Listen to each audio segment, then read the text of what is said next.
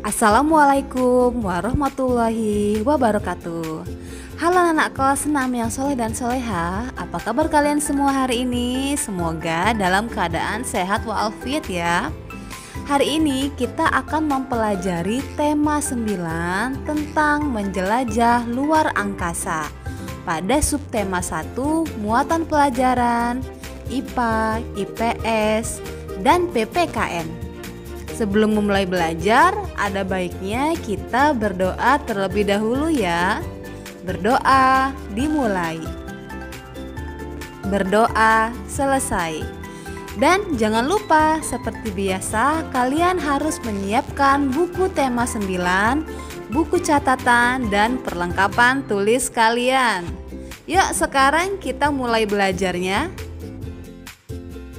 Pada pembahasan pertama, kita akan mempelajari tentang apa sih itu tata surya? Tata surya adalah kumpulan benda-benda langit seperti bintang, satelit, meteorit, asteroid, termasuk planet-planet yang bergerak mengelilingi matahari. Matahari sebagai pusat tata surya. Apa sih isi matahari? Ada yang tahu? Matahari merupakan bola gas pijar yang tersusun atas gas hidrogen dan helium. Matahari dikelilingi oleh benda langit seperti planet, satelit, asteroid, meteorit, dan komet. Matahari dapat memancarkan cahaya sendiri sehingga dikelompokkan ke dalam bintang. Selanjutnya adalah galaksi. Galaksi adalah sekumpulan benda-benda langit seperti bintang, planet, dan benda-benda langit lainnya yang membentuk suatu sistem yang terikat gaya gravitasi. Galaksi ini ada bermacam-macam jenisnya, misalkan galaksi Andromeda, galaksi Bima Sakti, galaksi Ursa Major, galaksi Magellan, dan galaksi Black Eye. Selanjutnya, planet. Ada yang tahu apa itu planet? Planet adalah benda langit dalam tata surya yang beredar mengelilingi matahari pada lintasan yang disebut orbit. Peredaran planet mengelilingi matahari disebut revolusi. Arah peredaran planet-planet dalam tata surya berlawanan dengan arah jarum jam. Nah, sekarang mungkinkah planet bertabrakan? Jawabnya tidak. Mengapa? Karena semua planet bergerak dalam orbit yang saling sejajar, sehingga tidak ada planet yang saling berpotongan dan bertabrakan. Berdasarkan orbit asteroid, planet dibagi menjadi dua jenis. Yang pertama, planet dalam dan planet luar. Bisa kalian perhatikan pada gambar yang sudah Ibu tampilkan berikut. Apa ya perbedaan kedua planet tersebut? Planet dalam. Planet dalam adalah planet-planet yang letaknya di antara orbit asteroid dan matahari. Coba sekarang kalian perhatikan di gambar slide ini. Apa saja contoh planet dalam? Iya, bagus, betul sekali. Planet yang letaknya di antara orbit asteroid dan matahari adalah Merkurius, Venus, Bumi, dan Mars. Sekarang, planet luar. Apa itu planet luar? Planet luar adalah planet-planet yang terletak setelah orbit asteroid. Sekarang perhatikan kembali gambar berikut. Yang mana saja sih planet-planetnya? Bagus sekali. Planet-planetnya adalah Jupiter, Saturnus, Uranus, dan Neptunus. Planet pertama, Merkurius. Merkurius adalah planet terkecil dan paling dekat dengan matahari. Permukaan Merkurius berupa kawah-kawah yang tandus dan berbatu. Merkurius tidak memiliki satelit alami dan atmosfer. Hal ini diduga karena letaknya yang sangat dekat dengan matahari sehingga gaya gravitasinya lebih tinggi. Planet kedua, Venus. Venus adalah planet terpanas di tata surya. Suhu permukaannya mencapai 462 derajat Celcius. Venus dikenal sebagai bintang fajar atau bintang kejora. Kenapa? Karena planet ini dapat dilihat sebagai bintang yang paling cerah di malam hari. Keunikan dari planet Venus ini adalah memiliki arah rotasi yang berlawanan dengan planet-planet yang ada di tata surya. Planet ketiga, Bumi. Bumi adalah satu-satunya planet di tata surya yang dihuni oleh makhluk hidup. Bumi memiliki satu satelit alami, yaitu bulan. Bumi juga diselimuti oleh lapisan udara yang disebut dengan atmosfer. Atmosfer ini berfungsi melindungi bumi dari radiasi langsung matahari dan juga melindungi bumi dari benturan benda-benda langit yang jatuh ke permukaan bumi. 2/3 bagian bumi ditutupi oleh air, sisanya adalah daratan. Planet keempat, Mars. Mars dijuluki sebagai planet merah karena permukaan planet ini berisi bebatuan dan tanah berwarna kemerah-merahan. Mars juga memiliki 2 satelit alami, yaitu Phobos dan Deimos. Planet kelima, Jupiter. Jupiter merupakan planet terbesar dalam sistem tata surya. Jupiter merupakan planet gas karena tidak memiliki permukaan yang padat. Planet ini memiliki 4 satelit, yaitu Io, Europa, Ganymede, dan Callisto. Planet keenam, Saturnus. Planet yang terkenal dengan cincin yang melingkarinya. Cincin tersebut terbentuk dari miliaran bongkahan es yang besarnya berbeda-beda. Salah satu ciri khas planet ini adalah angin di dalamnya. Mengapa? Karena berputar sangat cepat dan tidak terhenti dengan kecepatan 1100 km per jam. Planet Saturnus juga memiliki 60 satelit alam. Salah satu yang terbesar adalah Titan. Planet ketujuh, Uranus. Karena letaknya yang jauh dari matahari, maka suhunya sangat dingin mencapai minus 224 derajat Celcius. Uranus berwarna hijau kebiruan karena atmosfernya terbentuk dari gas hidrogen, helium, dan metana. Planet ini juga sebenarnya memiliki cincin tetapi tidak sebesar Saturnus, namun cincinnya melingkar secara vertikal. Uranus memiliki 5 satelit alami utama, yaitu Miranda, Eris, Umbriel, Titania, dan Oberon. Planet ke-8, Neptunus. Neptunus sering disebut sebagai kembaran Uranus. Mengapa? Karena memiliki ciri-ciri yang sama, yaitu atmosfernya tersusun atas hidrogen, helium, dan metana. Planet Neptunus juga memiliki 14 satelit, salah satunya adalah Triton. Nah anak-anak, itulah penjelasan planet-planet yang ada di sistem tata surya kita. Selanjutnya kita akan mempelajari dan membahas tentang asteroid. Ada yang tahu apa sih itu asteroid? Asteroid adalah bongkahan batu langit dan sisa logam dengan ukuran beragam dan tak beraturan sisa pembentukan tata surya di masa lalu. Meteor, meteorit, dan meteoroid. Apa sih perbedaan ketiganya? Yuk kita bahas bersama. Meteoroid adalah benda-benda langit yang bergerak di angkasa dengan kecepatan tinggi. Meteoroid yang terbakar dan berpijar dinamakan meteor. Apabila meteor tidak habis terbakar di atmosfer, maka akan sampai di bumi. Batu meteor yang sampai ke permukaan bumi itu disebut meteorit.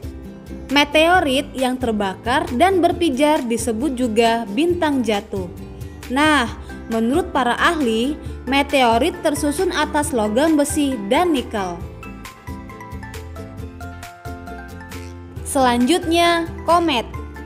Komet adalah benda langit yang mengelilingi matahari dengan orbit berbentuk sangat lonjong. Ekor komet selalu menjauhi matahari. Semakin dekat dengan matahari, ekor komet pun semakin panjang. Komet terdiri atas bagian kepala dan ekor, sehingga komet sering disebut juga bintang berekor. Satelit. Satelit adalah benda langit yang bergerak mengitari sebuah planet. Satelit ada dua jenis, yang pertama satelit alam dan satelit buatan. Apa perbedaannya? Satelit alam adalah satelit yang terbentuk secara alami dalam tata surya dan beredar mengelilingi matahari. Contohnya adalah bulan. Sedangkan satelit buatan adalah satelit yang dibuat oleh manusia dan diluncurkan dengan menggunakan roket. Contohnya satelit Palapade. Satelit dibuat untuk fungsi tertentu, misalnya untuk komunikasi, siaran TV, pemetaan, mengawasi cuaca dan iklim, dan lain sebagainya. Nah, anak-anak, kejadian-kejadian di luar angkasa selalu menggugah rasa ingin tahu manusia selama berabad-abad. Roket dan pesawat antariksa diciptakan sehingga manusia dapat menjelajahi luar angkasa. Pesawat antariksa merupakan salah satu hasil perkembangan teknologi di bidang transportasi. Perkembangan tersebut terjadi karena adanya modernisasi. Anak-anak pernah tidak mendengar istilah modernisasi? Yuk kita bahas tentang pengertian modernisasi. Modernisasi adalah perubahan yang terjadi pada kehidupan masyarakat dari keadaan yang tradisional menuju masyarakat yang lebih maju atau modern. Tujuan dari modernisasi ini yaitu untuk menciptakan kondisi masyarakat yang lebih baik dibandingkan kondisi yang sebelumnya. Faktor modernisasi. Yang pertama, meningkatnya kebutuhan manusia. Contohnya adalah pada zaman dahulu para petani membajak sawahnya menggunakan kerbau. Karena seiringnya waktu, kebutuhan petani pun semakin meningkat seperti lahan atau sawah yang sangat luas. Sehingga petani membajak sawahnya menggunakan traktor agar waktu yang dibutuhkan untuk membajak sawah lebih cepat selesai. Yang kedua, perkembangan iptek. Perkembangan ilmu pengetahuan dan teknologi sendiri dibuat dengan tujuan untuk mempermudah kehidupan manusia. Misalnya dalam bidang transportasi, komunikasi, dan industri. Pada gambar ini merupakan salah satu contoh perkembangan iptek dalam bidang komunikasi. Ciri-ciri masyarakat modern. Yang pertama, lebih siap menerima dan terbuka terhadap perubahan. Yang kedua, memiliki keberanian dalam menyatakan pendapat. Yang ketiga, menghargai waktu dan fokus terhadap masa depan. Yang keempat, lebih percaya diri dan menghargai prestasinya. Yang kelima, sadar akan hak dan kewajiban. Lalu yang terakhir, percaya pada perkembangan iptek. Contoh modernisasi akibat kemajuan teknologi antara lain bisa kalian lihat di slide ini ya nak. Modernisasi tentu akan mengubah pola pikir dan pola hidup masyarakatnya. Begitu pula perubahan dalam berbagai bidang seperti budaya, transportasi, dan komunikasi. Dalam bidang budaya misalnya, permainan tradisional tergeserkan dengan PlayStation hingga game online. Dalam bidang transportasi, berbagai jenis alat transportasi semakin canggih dan dapat dijangkau dengan mudah seperti sekarang dengan adanya transportasi online. Selanjutnya, dalam bidang komunikasi, berkirim surat, SMS, email tergeserkan dengan adanya berbagai alat komunikasi dan jejaring sosial seperti aplikasi WhatsApp, BBM, Facebook, Instagram, dan aplikasi lainnya dengan berbagai fitur yang sangat canggih.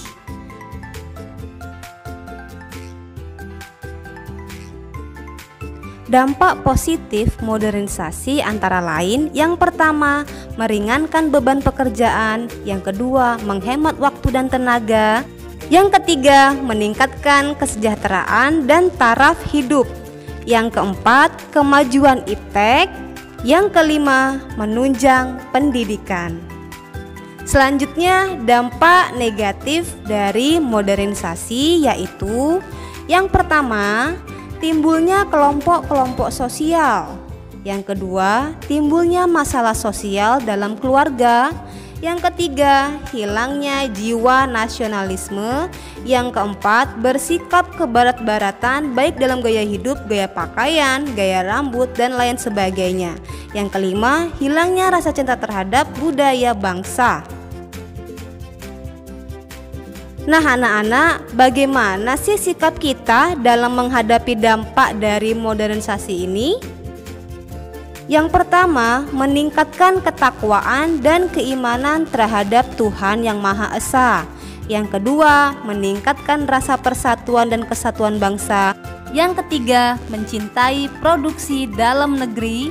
Yang keempat, bersifat selektif terhadap pengaruh modernisasi. Yang kelima, mencintai budaya bangsa sendiri.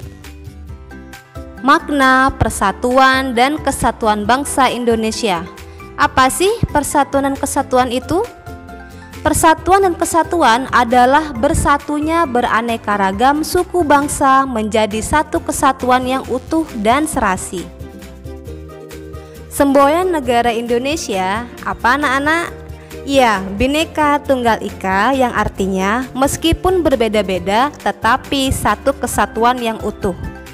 Nah, Bhinneka Tunggal Ika ini berasal dari bahasa Sanskerta yang ditulis oleh Empu Tantular dalam kitab Sutasoma pada masa kerajaan Majapahit. Semboyan Bhinneka Tunggal Ika masih tetap sesuai dengan zaman modern saat ini. Bahkan bangsa lain mengakui kemampuan bangsa Indonesia untuk tetap bersatu mengatasi perbedaan dalam kehidupan masyarakat pada saat ini. Pentingnya persatuan dan kesatuan. Persatuan dan kesatuan mengandung makna dan arti penting bagi diri sendiri, masyarakat, bangsa, dan negara. Nah, apa ya pentingnya persatuan dan kesatuan bagi diri sendiri? Yang pertama, mengembangkan sikap tenggang rasa dan saling menghargai dalam hidup bermasyarakat. Yang kedua, dapat memperkuat persatuan di dalam keluarga yang dapat mempengaruhi semangat persatuan di masyarakat. Contohnya adalah mampu dan mau untuk mengalah bagi adik atau saudara demi keharmonisan keluarga serta bersikap jujur. Selanjutnya, bagi masyarakat, kehidupan masyarakat akan tentram dan damai, hilangnya konflik yang dapat memecah belah masyarakat, tumbuhnya sikap saling menghormati, bekerja sama, dan gotong royong dalam masyarakat. Contohnya adalah mau menerima hasil musyawarah dengan lapang dada.